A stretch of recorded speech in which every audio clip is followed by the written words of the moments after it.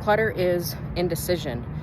It causes anxiety, it boosts your cortisol levels, it steals your joy, it steals your time, because instead of living and engaging in things that are healthy for you, or that are healthy for your family, or nurturing, or that are going to advance your life, you're stuck organizing or finding spots for things, or rearranging stuff, or moving stuff around, dusting, because there's so much stuff that you need to dust. It becomes, a lifestyle where you don't realize, but the days go by and you're inside. And especially, around winter and stuff, when it's cold outside, being inside and shuffling stuff around can really make you feel like you're doing something productive, but you're not. You're just moving things from one place to the next. Being productive and being busy are two different things. Busyness a lot of times can mask itself as being productive. You can major in the minor things all day long and feel like, oh, I got so much stuff done today. I organized all of this stuff and I moved all this stuff around, and and yeah, there's a time for that. They're refreshers. They're like, okay, I need to do a little refresher in this room, or a refresher in the bathroom or the kitchen. But when it becomes a habit and a life, and you're surrounded by stuff, some of these accounts that I see, there is just so much stuff, for furniture upon furniture.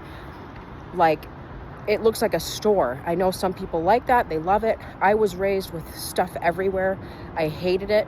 I hated having clutter. My grandma, who I was really close to, she basically died a prisoner in her home, full of stuff. Drawers were packed, under the beds were packed, closets were packed. She would spend her last 5 years of her life, 90% of the time inside. And I remember one time going to her house and saying, Grandma, what are you doing? And she was in the closet up on a ladder, and she's like, don't come in here. I'm doing something.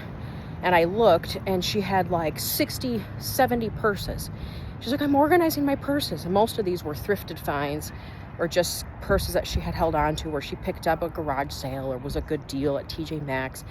And I'm thinking, why do you need all these purses? And she would say, well, this one's for this time, and this one I might use if I am going, to this place. And I just thought, just get rid of it. Have one spring, one summer, one fall, one winter. There. Maybe 5 at most, purses. But why do you need 60 purses? I'm all about finding a good deal. Obviously, if there's something that I really like and it's on sale, that's just a double win. It's not, oh, don't shop Black Friday. Yeah, if there's going to be something that is, that you've had your eye on, or that you really like, for sure, go for it.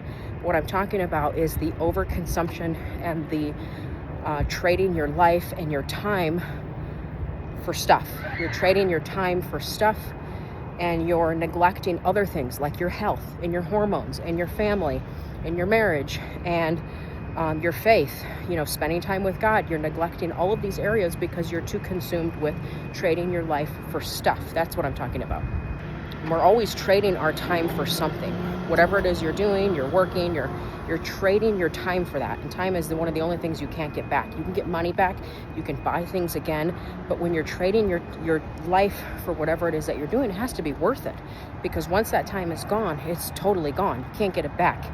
So be wise and be aware that it's December 1st. We've got 1 month left of this year, and then we're going into the new year.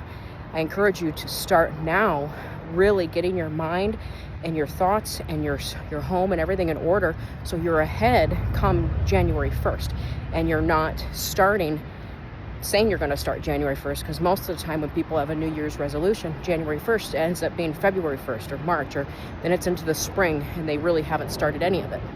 So when you shift your lifestyle into more of an intentional living and intentional lifestyle, your routine and your default person, this default self, becomes one that is productive and intentional. And it takes time to build it, especially if you're like me and you had to undo years of habits that weren't producing, or you had to undo years of chronic decisions and habits, and you're living in the residual of your past decisions for so long that it took so much time to get out of it. It's like if you spent all this time racking up credit cards, it's going to take time to pay all those off. It's going to take time to undo all of that. And that's called living in the residual of your past decisions. It's always there, even if you've moved forward spiritually or mentally, you said, I'm going to make a difference and I'm going to do something different, you're still physically living in having to deal with some of that past stuff. But once you're out of that and you start seeing, okay, the past is now gone, all of those decisions that I made before, I'm not living in them anymore, and I'm feeling better, that's when you're building momentum. And that's when you really you're basically riding the wave of momentum. You've taken the time to turn that big ship around, which could take months, it could take a year, I don't know. You could do it in stages, but once you turn that ship around and it starts to gain momentum in the direction that you want to go, and you're productive and you're intentional and your life is simplified and you're living in more of a natural way, aligned with the rhythms that God has for your life and your seasons, then your default person just becomes that. You wake up one day and you realize, like, oh, I feel good. I'm not dealing with all of these old things from the past. As you're going through that, and if you're in a time of transition where you're undoing a lot of the things or habits from the past, I would highly recommend maybe taking a break from being around some of the people of the past that want to keep you there. Now, you'll know who they are. If they're people that are really helping you push forward and they're aligned with your future, then you'll know by what they say. You'll know, the Bible says that you'll know them by their fruits. Well, take a look at their fruits. Take a look at the words that come out of their mouth. Are they chronically negative? Are they secretly jealous of you? Are they really wanting you to fail, but they pretend like they're your friend and they're gossiping behind your back? They always have a motive, are they manipulative? Because I've dealt with plenty of people like that who were really, really great in certain seasons, and then they turned into total witches. And, literally like demons came out of them. So I had to do a purge and a cleanse of the people in my life and really get serious about who's going where I'm going, who is going to level up their life, who's going to live intentional, who is going to, really streamline their life, who brings me peace, and who am I sharpening? Are they somebody that I can pour into? Are we sharpening each other? Those are the kind of relationships that you want, where you're sharpening each other and you're helping each other level up. You're pushing each other to do better. It's like you might be weary one day and that friend says, no, you got this. You can do this. What can I do to help? And vice versa. You will be there for them. That's the kind of relationships you want. All of these other fake relationships and fake friendships and people that, just whatever, get rid of it. This is your race to run.